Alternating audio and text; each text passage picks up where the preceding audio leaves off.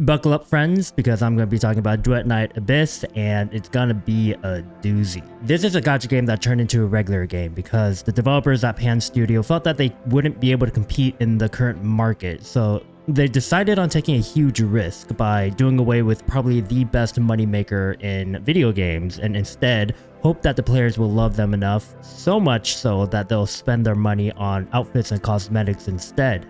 Which, I'm going to be honest, is the best move that a video game studio has made in a long time. I literally fell in love with this studio because of that decision. Mainly because if you've watched me for a while now, you know I absolutely hate the gacha mechanic, mainly because of the FOMO mechanics it has, forcing people to spend money that they don't have on characters that will eventually get overshadowed by another character a couple months down the line. But anyways, now that Duet Night Abyss is out, is it actually worth our time? My answer to that is fuck no, Guys, I realize now why they chose to get rid of their gacha system. It's because the game is so underdeveloped that they would have EOS'd in literally a year, since they'll have to go up against Kuro Games and Mihoyo. And with their game in the current state it would have flopped so bad. To start, let's go over the story, storytelling, and various nitpicks on certain visual aspects that I found extremely disappointing. The story follows a dual protagonist storyline, so we'll be looking at two different sides of the factions. The first storyline follows a Charon character, which is a race of people who grow horns and are more resilient and stronger than regular humans. Oh, and they're also a minority group, and the soulless, the humans, are extremely racist towards them, because apparently Charons can turn into monsters and use magic or something. Well, we follow our main character and her friend Veronica, who ends up getting kidnapped because there's some sort of super weapon. We also awaken our own powers, which is literally just a fusion dance with someone to become super powerful. Then some stuff happens and we end up washing ashore to some town leagues away from our little purgatorial island, which, on a side note, what the fuck kind of name is purgatorial island? Just call it Purgatory and be done with it. So anyways, we get picked up and saved by some baddie with a tiny child who makes me extremely uncomfortable for some reason. Long story short, the MC is going to join some guild that does odd jobs, find a way to live in this city and solve mysteries and problems that pop up as you slowly figure out a way to save your friend Veronica from that super bombastic boss we fought before falling off a cliff. Side note, we can actually unlock her as a playable character, which kind of spoils a bit of the story if I'm going to be honest. They literally list her here as unlockable, so I don't know. We teaming up? Probably. I'm gonna be honest, this whole first portion of the story was absolutely boring and basic.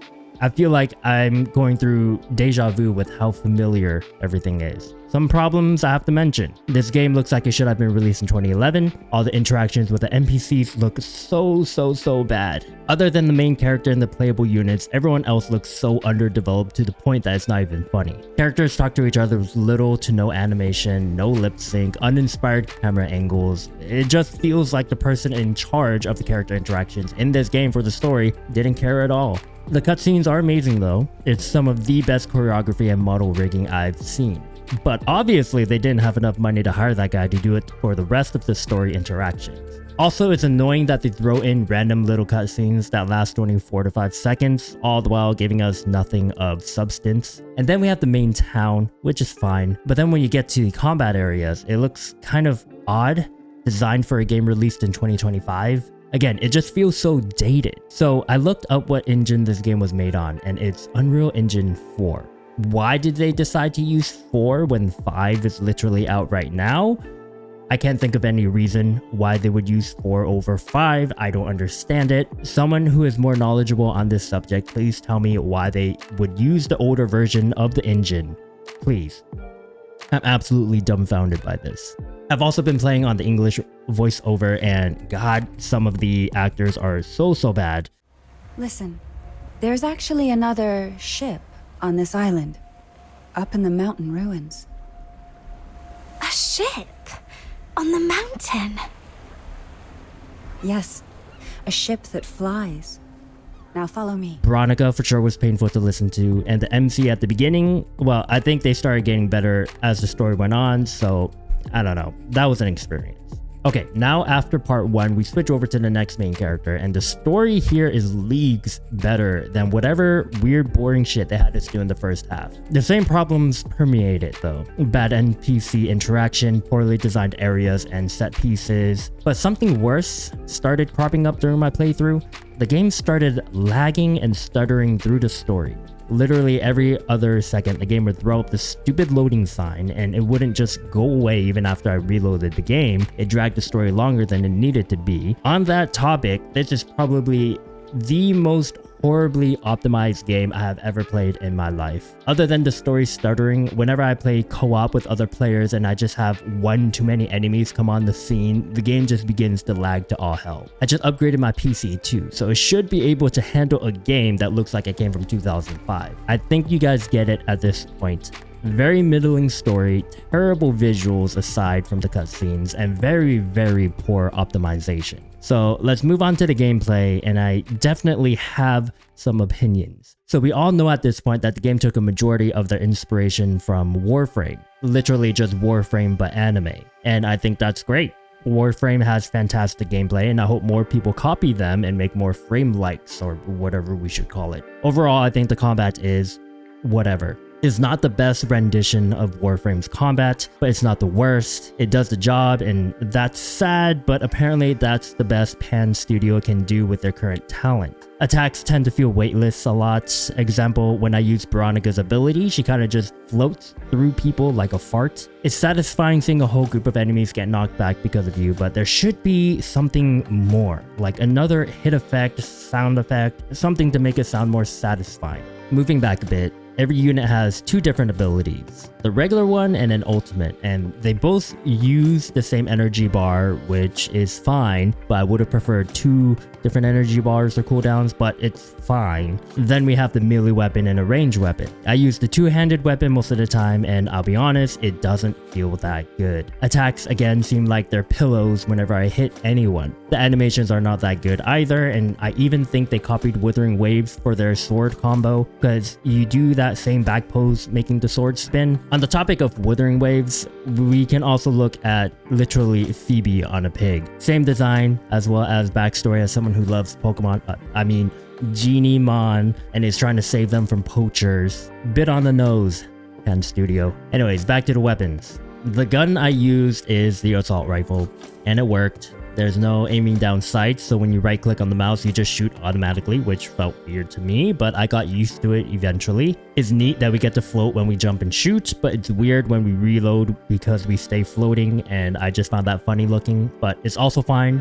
Whatever. Overall, the combat is just middling, but not terrible. It does the job, and I did have fun at some points, especially when enemies group up in a massive ball, and I can just spam my ability over and over like I'm mowing the lawn. One issue I have right now is that enemies very quickly become literal body sponges. After getting to a higher level, these bosses and mini-bosses start becoming tanks, and fights start taking longer than they need to be. And yes, I made sure that I and my weapons were at the appropriate level to take on the challenge, and god, it was like a chore trying to take down some of these enemies. And then we have the weekly bosses. I literally spent 12 minutes whittling down the warden like a fucking mosquito. This is painful and needs heavy adjustment. I literally have to do this 5 times. Reduce their health, for God's sakes. And since I'm pretty much on the topic of farming, let's go over the commissions, which are basically the missions we do to farm material. Not all of them are created equal. Some are more stomachable than others,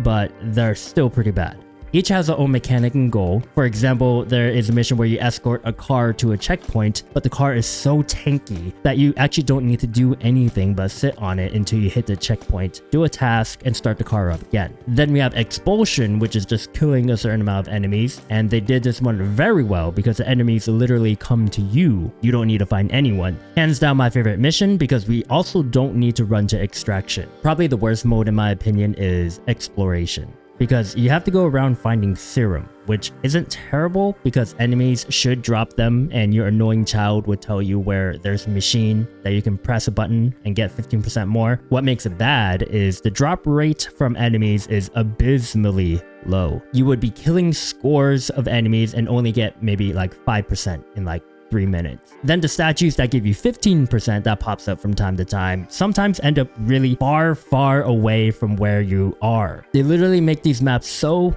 fucking huge that it takes ages to get anywhere, and sometimes you have to backtrack, and it's especially so if you're doing this alone. It's absolutely painful. But moving on, let's talk about how you get new characters. And since you know by now they got rid of the unit gacha system, they instead added a secret letter system. You get secret letters by doing a bunch of things and completing tasks and what have you. Then you have to use these secret letters and spend them on the character that you want. Then you take these letters that you bought and then you have to run through a mission to get a chance of getting that character. You need to get a total of 30 pieces of whatever they call it, and then you unlock that character. Now, you might think that this sounds like a chore, and it is.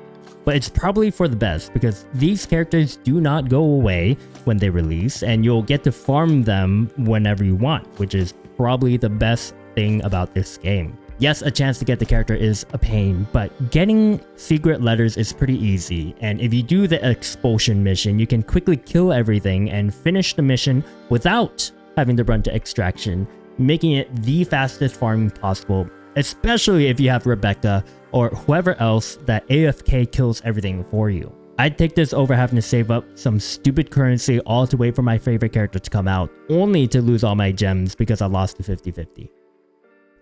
I'd rather grind. Anyways, I think that's pretty much everything I want to talk about for Duet Night Abyss. I didn't cover everything, but this is the most important stuff that I wanted to cover. Overall, I am not impressed by this game at all. It looks ancient. It plays like a PlayStation 3 game. I love being able to unlock all the characters, but overall, I'm just not impressed. I don't expect this game to last for too long with how it is right now, and that's just disappointing. Some things I do hope that they improve that will make the game a whole lot better.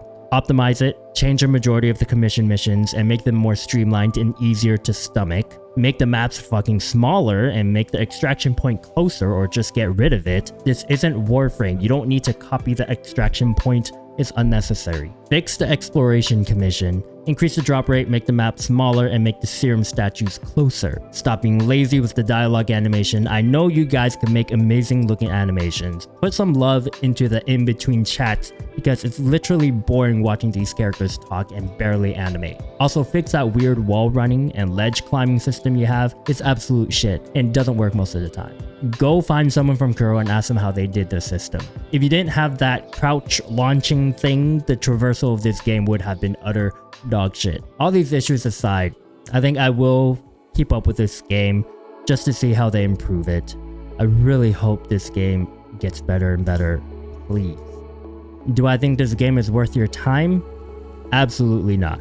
There are so many other games out there that you can enjoy that's more polished and developed than this sad game. But that's just what I think. What do you guys think? Thanks for watching. My name's been Suka, and I'll see you guys in the next one. See ya.